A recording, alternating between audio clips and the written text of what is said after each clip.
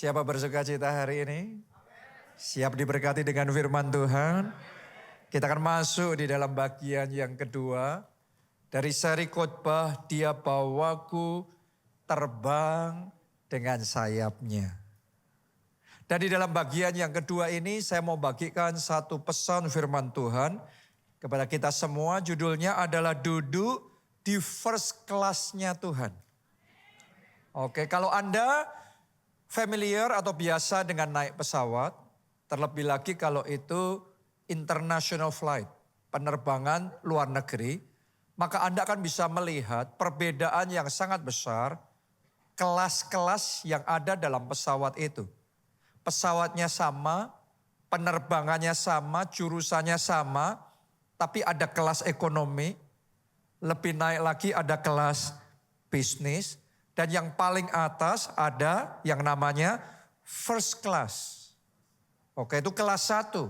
Artinya di situ kursinya kelas 1, layanannya kelas 1, kenyamanannya kelas 1, makanannya kelas 1, semuanya experience yang didapatkan kelas 1 semuanya.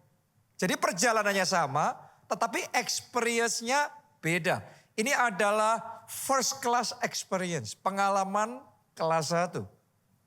Nah, doa saya dalam perjalanan iman kita, semuanya jemaat keluarga Allah di sini dan Anda yang mengikuti secara online, dari mana Anda mengikutinya, doa saya Tuhan bawa kita semua di atas sayap Raja Walinya. Dan sama-sama di sayap Raja Wali Tuhan, semuanya ngalami first class experience bersama dengan Roh Kudus. First class joy, sukacita kelas 1, anugerah kelas 1, blessing kelas 1, kemenangan kelas 1. Anda alami di dalam kehidupan saudara. Mari kita baca bersama ayat rema bulan ini. Keluaran 19 ayatnya yang keempat. Kamu sendiri telah melihat apa yang kulakukan kepada orang Mesir. Dan bagaimana aku telah mendukung kamu di atas sayap Raja Wali. Dan membawa kamu kepadaku. Ayat ini sejak dari minggu lalu sudah mulai kita bacakan. Dan sepanjang bulan ini kita akan baca lagi dan lagi. Tapi hari ini saya ingin bacakan ayat ini sekali lagi dalam versi Alkitab yang berbeda. Tadi TB, terjemahan baru. Nah sekarang mari kita baca dalam versi BIMK, Bahasa Indonesia Masa Kini. Ya ada yang secara digital ya Alkitabnya, Anda bisa download berbagai macam versi Alkitab. Jadi Anda bisa ngerti, ada banyak versi Alkitab. Saya bacakan buat saudara versi BIMK. Kamu sudah melihat apa yang kulakukan terhadap orang Mesir dan bagaimana aku membawa kamu kepadaku di tempat ini dengan kuasa besar. Oke, pegang itu dulu ya. Seperti burung Raja Wali membawa anaknya di atas sayapnya. Jadi ternyata Tuhan membawa bangsa Israel di atas sayapnya, dicatat tadi, dengan kuasa besar. Jadi ketika Tuhan bawa kita duduk di first class-nya Tuhan, itu artinya Tuhan akan mengerjakannya dengan kuasa yang besar. Sama-sama dia melepaskan kuasanya, itu bukan kuasa biasa-biasa, bukan mujizat kecil-kecilan, bukan kemenangan yang gitu-gitu aja. Anda get ready karena ketika Tuhan bawa saudara terbang tinggi dengan sayapnya, Tuhan akan nyatakan kuasanya yang besar, akan ada kemenangannya yang besar, akan ada mujizatnya yang besar, akan ada terobosannya yang besar di dalam kehidupan saudara. Itu first class-nya Tuhan. Dan itu yang dialami oleh bangsa Israel ketika mereka dibawa oleh Tuhan keluar dari Mesir, menuju tanah perjanjian, melewati padang gurun itu. Walaupun di padang gurun, tapi dibawa dengan kuasa yang besar. Saudara harus ngerti loh, rombongan bangsa Israel pada waktu itu bukan rombongan kecil loh. Bukan cuma 1-2 orang lewat padang gurun. Bukan cuma sekeluarga, 2 keluarga lewat padang gurun. Anda saja kalau liburan sekeluarga, keluar pulau, keluar kota atau bahkan keluar negeri, sekeluarga persiapannya butuh banyak enggak? Banyak sekali, kadang kita, waduh repot banget ini, wah persiapannya pusing nih. Itu baru satu keluarga. Anda bayangin, waktu itu orang Israel jumlah orang laki-lakinya 600.000 orang. Yang wanita pasti lebih banyak. Ditambah yang anak-anak jumlahnya diperkirakan sekitar 2 juta orang. Coba Anda bayangin mimpin tur 2 juta orang. Apalagi kalau yang ikut banyak orang Indonesianya. Yang satu nanti ke toilet dulu. Yang satu masih belum selesai selfie. Yang satu ngilang saudaraku. Ternyata shopping belum selesai, melosok-melosok, hilang akhirnya. Yang satu marah-marah karena breakfastnya gak enak katanya. Ada saja.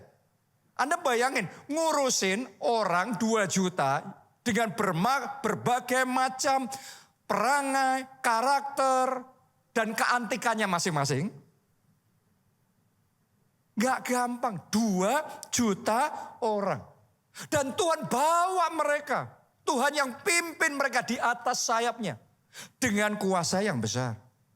Saya pernah baca artikel ya, waktu Tuhan membelah lautan supaya bangsa Israel bisa selamat dari tentara Mesir.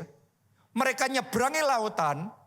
Saudara tahu nggak berapa besar yang Tuhan harus belah, lautan yang Tuhan harus belah supaya orang Israel bisa cepat lewatnya, nyebrangnya cepat sehingga dalam semalam itu 2 juta orang nyampe semua ke seberang lautan. Kalau yang dibuka, dibelah sama Tuhan cukup untuk 1 orang lewat. Berarti 2 juta ngantri, macet itu saudara. Kayak di jalan tol, macet itu. Bayangin kalau jalan tol cuma 1 lane saja. Jalan tol dalam kota, Anda kalau bayangin dibuka cuma 1 lane aja. Itu macetnya sudah sampai Tangerang sana kan. Artinya nggak mungkin Tuhan buka cuma 1 lane saja untuk orang Israel. Itu bisa berhari-hari baru semuanya nyampe ke sana. Keburu dikejar oleh tentara Mesir, mati semua mereka.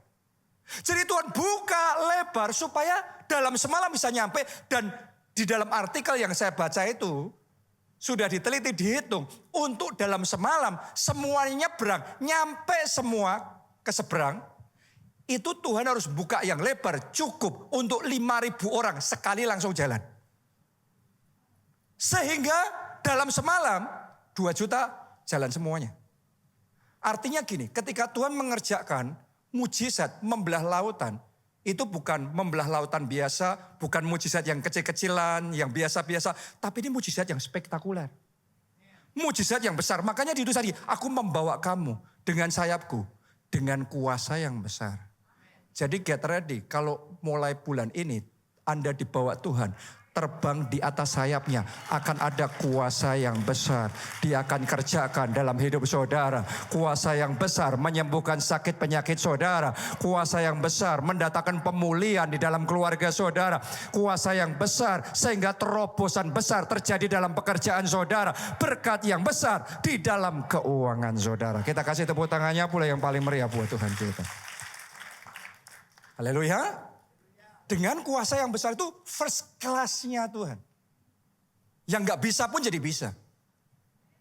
Mari lanjutkan pembacaan kita. Mazmur 68 ayat yang ke-20. Ayat ini dimulai dengan terpujilah Tuhan. Coba semuanya katakan dengan iman. Puji Tuhan. Sekali lagi katakan dari hati saudara meluap untuk Tuhan. Puji Tuhan. Terpujilah Tuhan, ditulis gini, hari demi hari Ia menanggung bagi kita, Allah adalah keselamatan kita. Anda perhatikan kata menanggung. Apa artinya menanggung? Kalau kita menanggung seseorang itu artinya kita yang berat supaya dia yang ringan. Kita yang susah supaya dia yang enak. Benar apa tidak? Dan ditulis di sini hari demi hari, gak cuma sehari, gak cuma 2 hari, tapi hari demi hari Tuhan menanggung bagi kita. Coba Anda pikirin ya, kalau kita disuruh nanggung orang lain, gak gampang loh. Kita orang tua nanggung anak aja, anak pertama lahir, dibesarin, dipelihara, sampai dewasa, sampai di satu titik belum tentu orang tua kuat seumur hidupnya untuk terus menanggung anaknya. Pasti sampai di satu titik kesehatan kita juga terbatas. Mungkin pekerjaan keuangan kita juga terbatas. Usia kita juga terbatas. Sehingga kita nggak mungkin bisa menanggung dia seterusnya. Kalau dibalik juga sama. Kalau kita adalah anak yang sudah dewasa. Gantian kita yang menanggung orang tua. Berapa banyak anak yang kuat untuk terus menanggung orang tua. Kadang-kadang kita menanggung sekarang, ya sudah bisa. Tapi kalau nanggung tahun demi tahun, terus dan terus, belum tentu memungkinkan, belum tentu kuat juga. Apalagi kita hidup di zaman yang serba egois. Kebanyakan orang cuma memikirkan untuk diri sendiri. Bicara tentang menanggung orang lain itu konsep yang jauh sekali. Tapi tahukah saudara, di saat tidak ada yang mau nanggung saudara pun, Alkitab ngomong gini loh, hari demi hari aku menanggung bagi kamu. Saya mau ngomong sama saudara, hidupmu ditanggung sama Tuhan. Keluargamu ditanggung sama Tuhan. Kesehatanmu ditanggung sama Tuhan. Masa depanmu Tuhan yang tanggung. Bahkan Alkitab ngomong sampai masa tuamu, sampai putih rambutmu, Tuhan yang gendong kita. Dia yang pastikan untuk kita. Coba Anda renungkan ya, kisah bangsa Israel, 2 juta orang di padang gurun. Tuhan yang nanggung itu. Kadang kalau kita baca ayat itu cuma sekilas kita nggak dapat poinnya. Karena detailsnya banyak hilang. Tuhan nanggung 2 juta orang di padang gurun selama 40 tahun. Coba Anda mikir makanannya aja deh. Sehari kebutuhannya berapa? 2 juta itu menurut saudara berapa? Saya baca artikel. Kalau untuk survive cukup untuk bertahan itu baca di padang gurun. Untuk 2 juta orang butuh 1.500 ton makanan per hari. Di padang gurun loh. Tapi kalau mau normal, kalau mau cukup, kebutuhan yang normal ya, bukan yang diminim-minimkan ya. Ini yang normal. Kebutuhannya itu sekitar 4.000 ton tiap hari. Di padang gurun. Anda bayangkan itu, 4.000 ton tiap hari, dalam artikel itu dihitung, nilainya kira-kira 60 miliar rupiah. Tiap hari. Dan itu bukan cuma sehari. Bukan cuma setahun, 40 tahun. Artinya ketika Tuhan menanggung, itu bukan sesuatu yang ringan.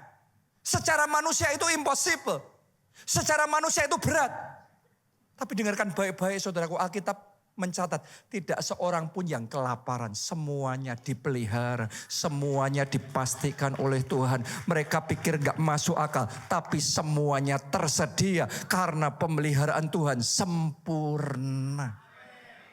Kadang-kadang ya dalam hidup kita, kalau ada situasi tertentu di mana kita tuh mikir secara matematika, secara manusia, bisa gak ya? Mungkin gak ya? Tapi hari ini saya mau sampaikan sama saudara. Tuhan menanggung saudara. Dengan kuasanya yang besar. Dengan kasihnya yang besar. Dia mendukung kita. Tadi kebutuhan makan. Anda ngitung gak kebutuhan minumnya? 2 juta orang berapa? Kalau di situasi normal kayak kita gini. Sehari kira-kira butuh berapa liter? 2 liter ya. Tapi kalau Anda bayangin Anda di padang gurun yang panas jalan seharian. Kebutuhannya berapa? Itu sampai 6 liter. Saudara hitung, 6 liter dikali 2 juta orang. Berarti berapa? 12 juta liter. Dan itu kalau harus diangkut sama truk. 1 truk yang angkut air itu 5.000 liter. Itu kira-kira butuh 2.400 truk tangki membawa air tiap hari untuk ngasih minum semua bangsa Israel.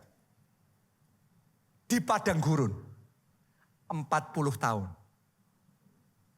Kok gak ada yang mati kehausan? Dia bawa kita dengan sayapnya. Dia yang menanggung kita hari demi hari. Dia yang memelihara hidup kita. Saya mau ngomong sama saudara. Kadang-kadang sebagian dari kita belum ngalami yang namanya hidup dipelihara Tuhan.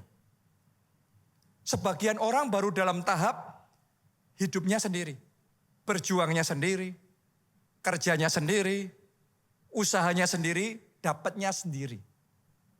Tapi hari ini saya berdoa, Anda itu benar-benar sampai di titik ikut Tuhan tuh ngalami. Ditopang sama Tuhan. Dengan sayapnya, karena sama-sama nanggung kebutuhan yang sama. Kalau semuanya harus dipenuhi sendiri, semuanya dibayar sendiri, sama ada yang menopang, pasti berat ringannya beda. Sama-sama kita berjuang untuk majunya. Kalau kita majunya sendiri, jalannya sendiri, larinya sendiri, gak gampang loh. Minggu lalu ketika pertama saya khotbah ini, ya saya menghitung di Google Maps, kalau seandainya saya perjalanan dari Jakarta ke Solo, itu harus jalan sendiri. Harus lari sendiri, jalan kaki ya, sama lari sendiri. Sudah pernah ngecek gak? Anda nanti bisa cek sendiri. Ya, kita jalan atau lari sendiri dari Jakarta ke Solo, itu kira-kira 5 hari 7 jam. Tanpa berhenti, gak pakai tidur, gak pakai makan, terus non-stop. Siang dan malam. Kira-kira orang kalau menjalani itu gimana? Perjalanan itu. Kita sudah pasti kepayahan, kepanasan, keletihan, kewalahan, kesusahan, keringatan. Benar nggak? Ayo jujur, saudara kalau meneliti dan cerita tentang hidup saudara, mendeskripsikan. Jangan-jangan hidupmu kayak itu tadi. Kewalahan, kepayahan, kesusahan, keberatan. Kenapa? Tanpa sadar kita semuanya usaha sendiri. Berusaha itu harus. Bekerja itu harus. Tapi hari ini saya ajak saudara, jangan sendiri. Kita punya Tuhan. Jalan sama Tuhan. Tuhan yang menopang saudara. Tuhan yang menjaga saudara. Tuhan yang mensupport hidup saudara. Dan Tuhan yang membawa kita terbang dengan sayapnya. Itu kalau bahasanya kita di zaman sekarang, naik pesawat. Perjalanan yang sama Jakarta Solo. Anda pernah nggak naik pesawat dari Jakarta ke Solo? Butuh waktu berapa lama itu? Sejam ya.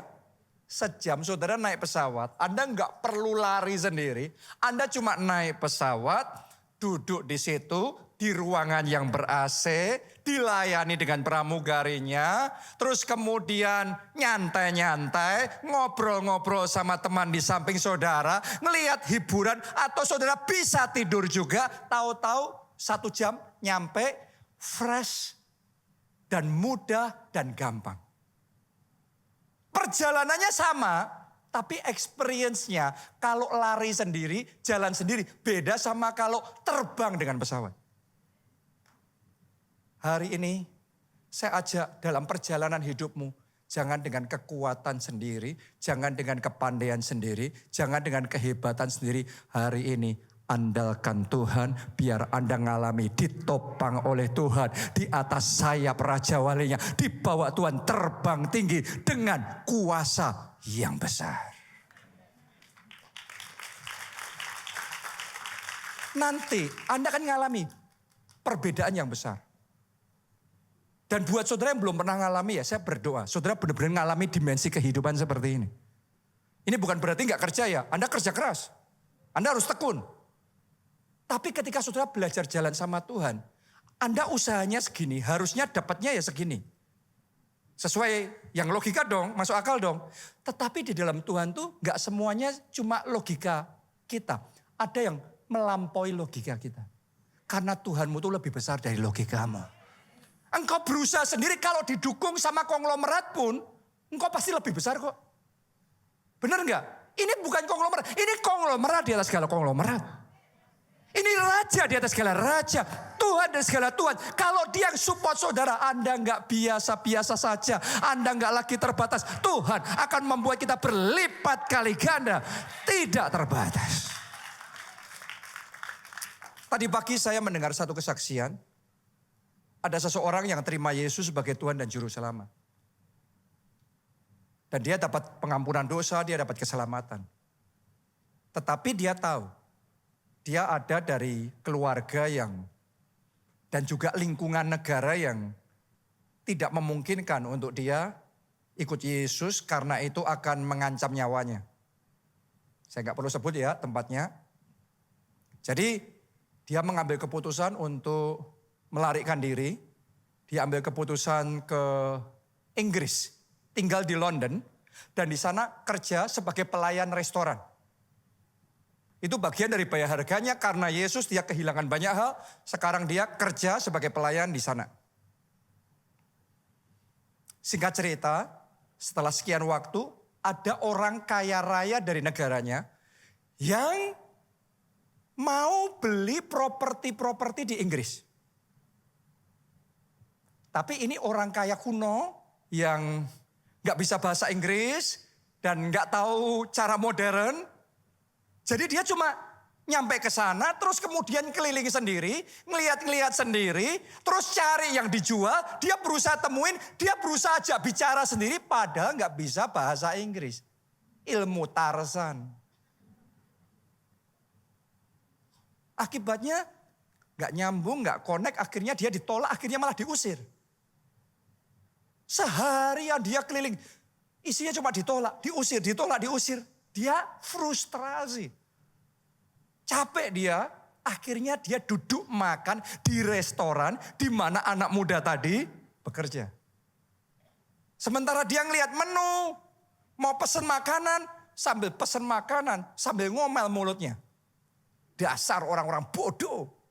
Bodoh mau dibeli rumahnya, propertinya nggak mau. Dalam bahasa aslinya. Nah, pelayan ini denger itu, kan ngerti apa artinya. Didatengin, dideketin, Pak ada yang bisa saya bantu. Kamu bisa bahasa saya? Bisa Pak, saya juga dari tempat yang sama. Kamu juga bisa bahasa Inggris? Bisa Pak. Wah, kamu bantu saya. Dia ceritakan masalahnya, dia suruh anak muda ini bantuin dia cari properti, beli rumah-rumah di sana. Ya, tapi anak muda ini ngomong, kan saya kerja Pak. Gak masalah, kamu ikut saya bayar mahal. Ditanya, bayar berapa Pak? Saya tanya sama saudara, kalau ada orang yang datang ke Jakarta, minta Anda nemenin keliling cari rumah properti di Jakarta, Anda minta berapa sehari? Coba munculin dulu benak di pikiran saudara, Anda minta berapa sehari?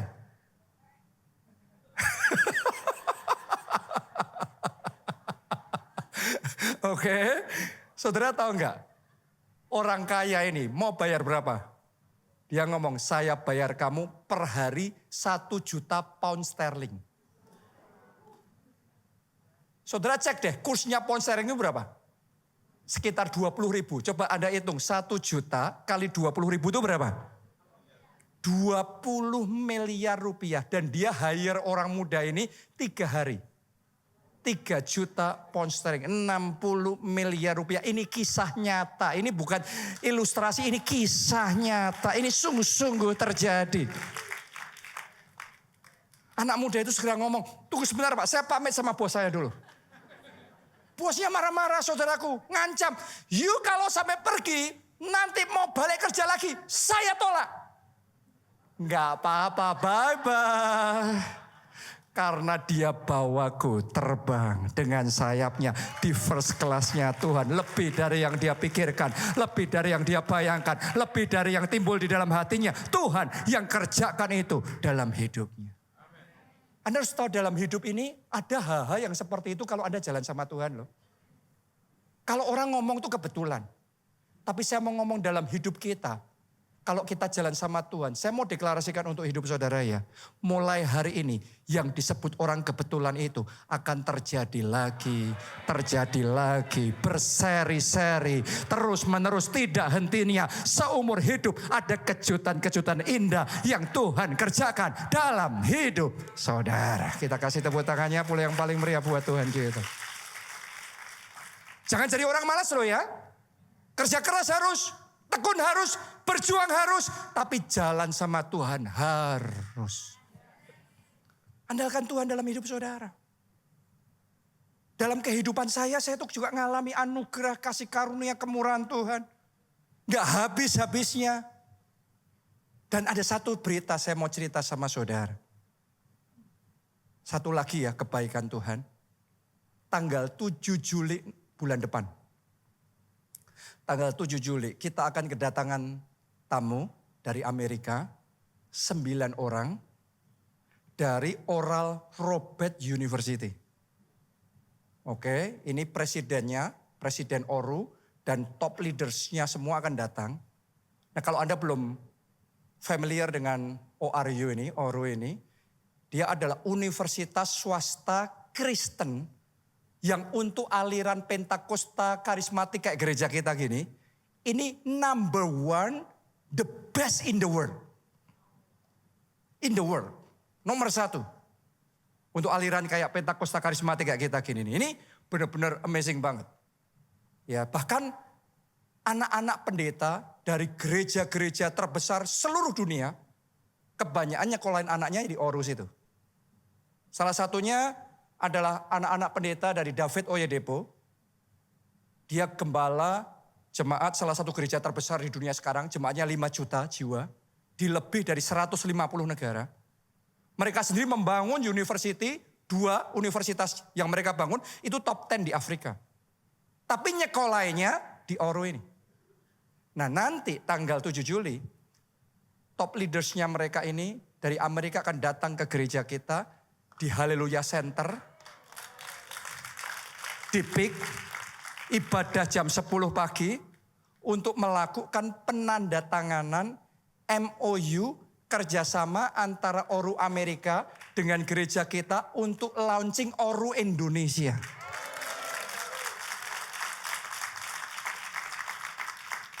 Saya mau ngomong sama saudara, ini satu lagi kepercayaan yang Tuhan berikan. Kita secara manusia nggak bisa. Tapi sekali lagi dikasih kepercayaan lagi. Dibawa Tuhan terbang tinggi lagi. Dapat kejutan-kejutan lagi. Dan Anda yang sudah ada di tempat ini, berapa tahun pun saudara, apa pernah berhenti kejutan kayak gini? Setiap bulan, setiap tahun akan ada yang baru lagi. Yang kesaksian yang kita ceritakan ini bukan kesaksian hanya yang 20-30 tahun yang lalu. Tapi every month, every year, the goodness of God, kebaikan Tuhan selalu baru, rahmatnya selalu baru, tiap pagi mengalir. Karena itu jangan berjalan dengan kekuatan sendiri, jalan sama Yesus. Anda akan didukung di atas sayap Raja Wali dengan kuasa yang besar. Alami sendiri secara pribadi. Dan kalau saudara sudah mengalami sendiri secara pribadi, susah untuk orang lain meyakinkan saudara mujizat itu enggak ada. Makanya orang-orang Kristen yang masih kemakan khotbah-khotbah di internet, pendeta-pendeta yang anti mujizat. Kebanyakan adalah orang Kristen yang memang belum mengalami perjalanan iman kayak gini sama Tuhan. Saudara kalau sudah mengalami kayak gitu, saudara enggak bisa ngomong Tuhanmu itu cuma ngerjain 2000 tahun yang lalu atau berapa ribu tahun yang lalu dicatat di Alkitab. Tuhan kita itu tidak berubah dulu, sekarang, sampai selama-lamanya dia tetap Tuhan yang hidup. Dia Allah yang berkuasa, dia sanggup mendengar doa, dia sanggup menjawab doa-doa kita. Apa yang tidak dilihat oleh mata, tidak didengar oleh telinga, tidak timbul dalam hati manusia. Tuhan yang mengerjakannya itu dalam hidup kita. Karena itu alami Tuhan secara pribadi dalam hidupmu. Jangan cuma dengar teori ini, teori itu. Kebanyakan dengar teori, pusing kita. Alami Tuhan langsung. Anda kalau makan jeruk, manis. Itu ada profesor yang gelarnya berjilid-jilid. Profesor, kaburator, bocor dan lain sebagainya. Jelasin saudara teori bahwa jeruk itu pedas. Nah, zaman sekarang ada teori aneh-aneh saudaraku. Nanti jeruk kok pedas. Kristen kok progresif. Ya semua Kristen progresif sih sebenarnya ya. Tapi ini bukan progresif, ini malah kemunduran ini. Anda kalau dijelasin yang aneh-aneh kayak gitu, Anda kalau ngalami Tuhan pribadi, engkau ngerasain jeruk itu manis. Gimana Anda diyakinkan jeruk itu pedas? Mau profesor gelarnya kayak apapun, nothing. Karena kita tahu Tuhanku Allah yang hidup. Yesus yang kita sembah pribadi yang hebat. Pribadi yang besar. Dia yang berkuasa. Dan kita kenal Tuhan secara pribadi di dalam kehidupan kita. Jadi kekristenan ini bukan cuma agama. Makanya di sana debatnya cuma teori agama, teori tentang Tuhan. Mereka teori tentang Tuhan. Kita kenal Tuhan. Ngalami Tuhan. Secara pribadi dalam kehidupan kita. Siapa mau ngalami itu sama Tuhan? Ayo kita baca di dalam Ibrani 8 ayat 8 sampai 10.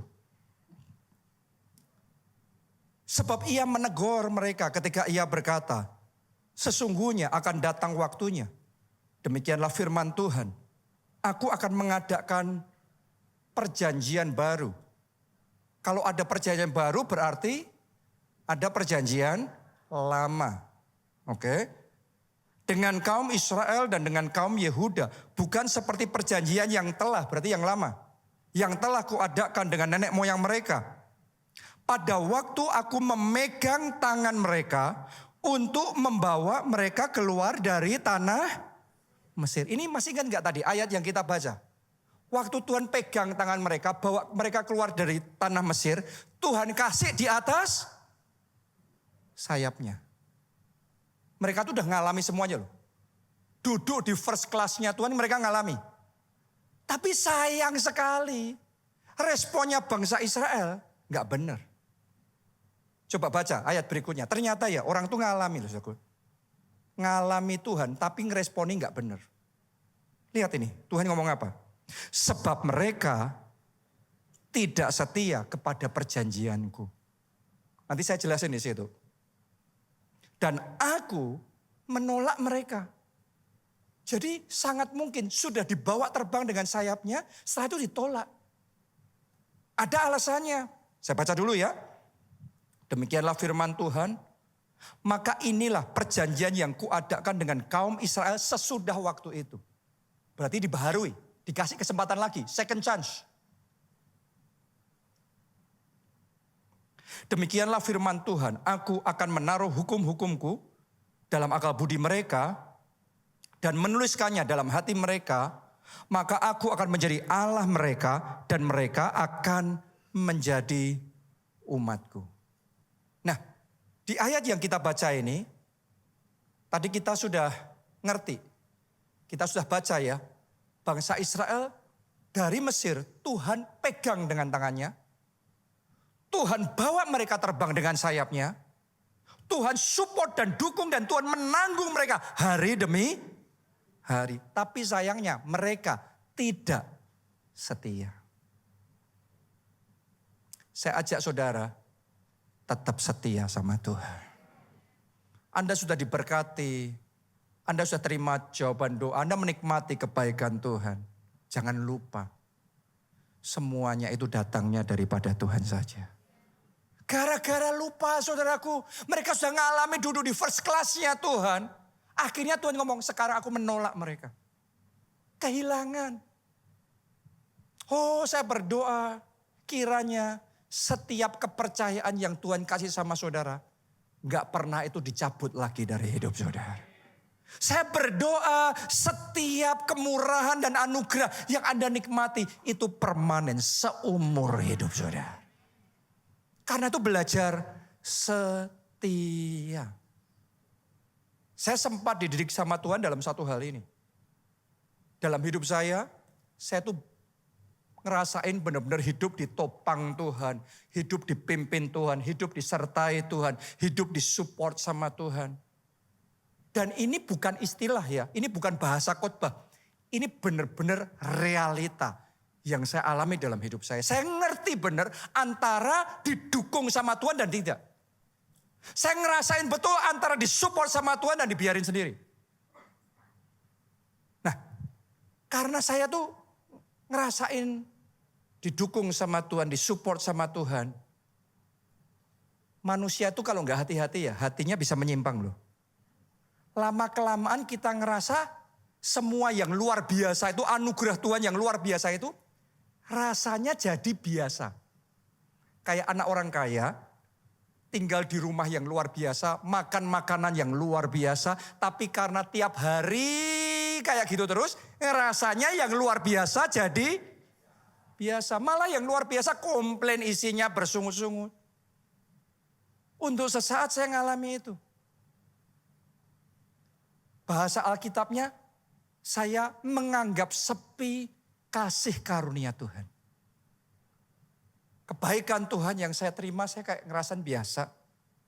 Gak terlalu hatinya sudah kayak flat, gak kayak excited, gak kayak ada ucapan syukur, thank you Jesus, biasa. Karena sudah ngalami terus-menerus. Akhirnya lama-kelamaan fokusnya gak lagi sama Tuhan, fokusnya sibuk sama urusan sendiri. Gak lagi ngejar hadirat Tuhan. Tapi justru urusan-urusan yang lain. Dan ketika saya di satu titik, Tuhan kasih little warning. Tuhan kasih kayak peringatan kecil sama saya. Saya pernah ngalami saudaraku, untuk sesaat seolah-olah kayak grace-nya Tuhan, kayak support-nya Tuhan itu ditarik. Saya tuh tahu benar, kayak tadinya ada cover-nya, ada yang jagain, ada yang nyupport, itu kayak ditarik. Seperti seolah-olah now I'm on my own. Seolah-olah kayak jalan sendiri, berjuang sendiri, berusaha sendiri. Akibatnya ketika saya menghadapi urusan ini, urusan itu, masalah ini, masalah itu, gelagapan sekarang. Kalau Anda disertai Tuhan, bukan berarti gak ngadepin masalah lo ya, salah lo. Mau disertai Tuhan apa tidak, diurapi Tuhan apa tidak, masalah terjadi ya tetap terjadi. Tapi beda, sama-sama menghadapi masalah, kita berjuang sendiri, sama ada dukungan dari Tuhan. Beda loh. Sama-sama bangsa Israel lewat di padang gurun, kebutuhannya besar. Mereka harus nyukupin makanan sendiri. Sama dipelihara. Tuhan kasih mana dari langit. Berat ringannya lain loh. Untuk sesaat saya ngerasa kayak itu diambil dari saya. Wih, gak gampang saudaraku. Sementara ngadepin itu, wah berat sekali. Saya sadar nih kayak hilang ini.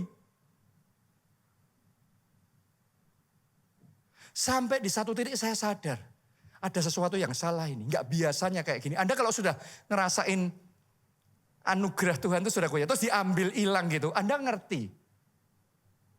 Ya, saya tiba-tiba kayak sadar, saya minta ampun sama Tuhan. Saya mulai bertobat, saya mulai belajar meluruskan hati saya lagi sama Tuhan.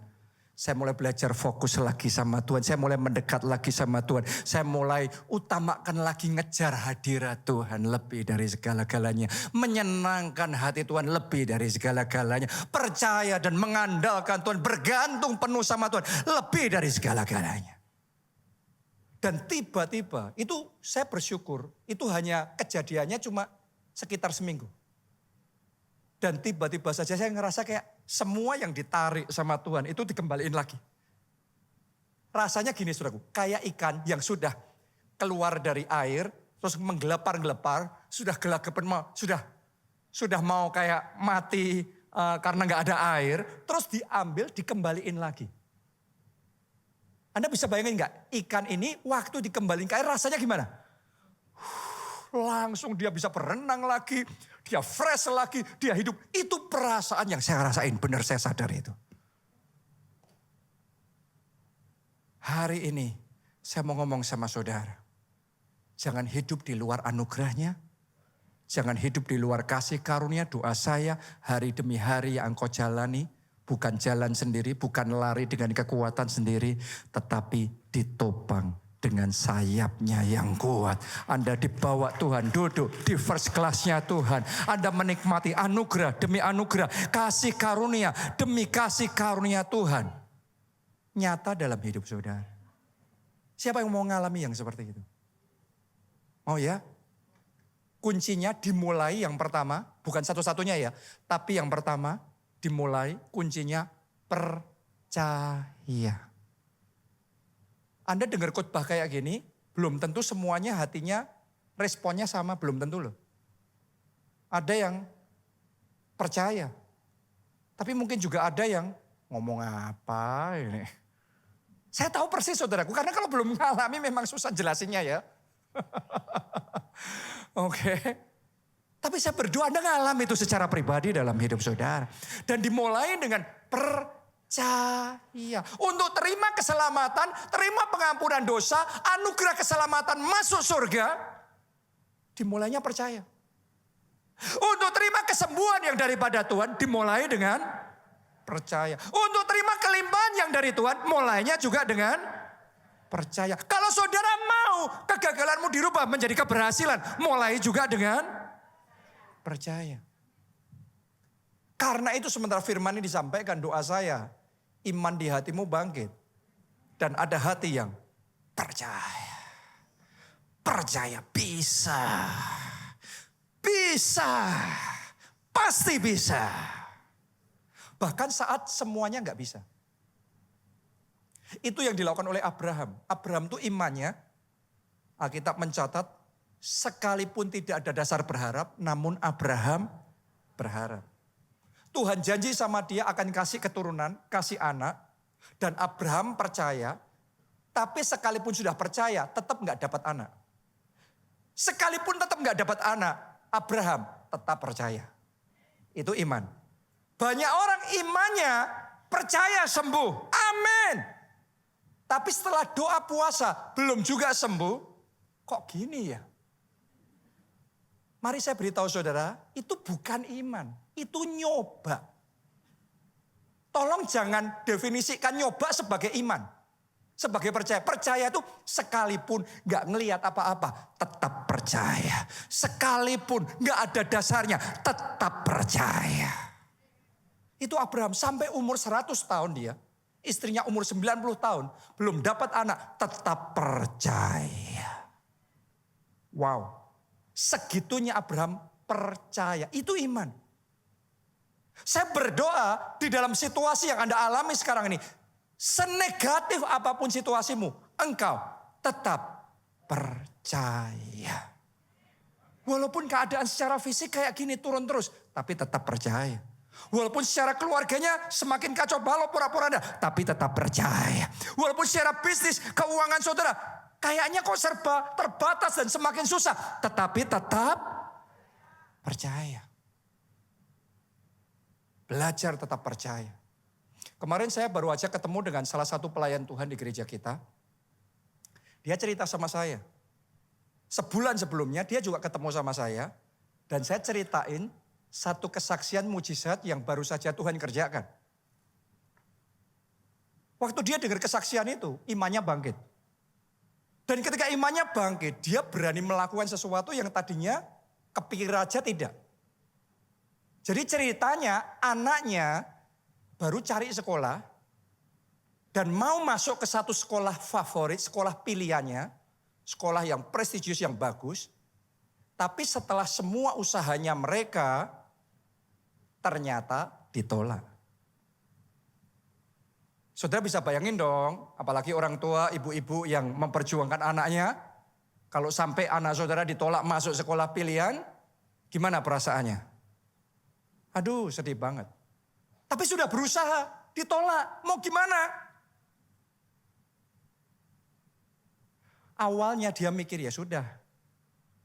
Mau apa lagi? Kenyataan bicara sudah ditolak. Mindset yang kayak gitu yang seringkali menghalangi kita menerima kuasa Tuhan. Kita pikir hanya karena kita sudah ditolak. Kenyataannya sudah ditolak. Artinya ditolak adalah ditolak. Tapi waktu dia dengar kesaksian saya, imannya bangkit. Dan dia percaya, walaupun ditolak, tapi bisa masuk ini. Pasti gol ini. Bisa masuk ini. Dia bangkit dalam iman, dia mulai ngerjain lagi. Dia mulai berjuang lagi. Dia cari cara, dia ketemuan lagi. Dia berusaha ini itu lagi. Dan sesuatu terjadi. Apa itu? Ditolak lagi. Anda pikir kalau sudah berdoa lagi, berjuang lagi, pasti langsung diterima. Nanti kalau sudah ditolak lagi lah, gimana? Bener kan? Bener kan? Kebanyakan orang gagal ngalami mujizat bukan karena mujizat nggak bisa terjadi, tapi karena terlalu cepat menyerah. Ketika dia dengar saya ngomong itu, imannya bangkit lagi. Dia coba lagi. Bahkan sekarang tambah ditolak, imannya tambah naik. Masih ditolak, sekarang percayanya bukan cuma masuk. Masuk, tapi diskon 50%. Lah, yang mau bayar 100% aja ditolak. Ini mau masuk, maunya diskon separuh. Tapi dia percaya, dia deklarasi profetik. Dan sesuatu terjadi lagi. Apa itu? Ditolak lagi. Kadang-kadang saudaraku ya, kemenangan itu bukan urusan sekali gebrak, dua kali gebrak.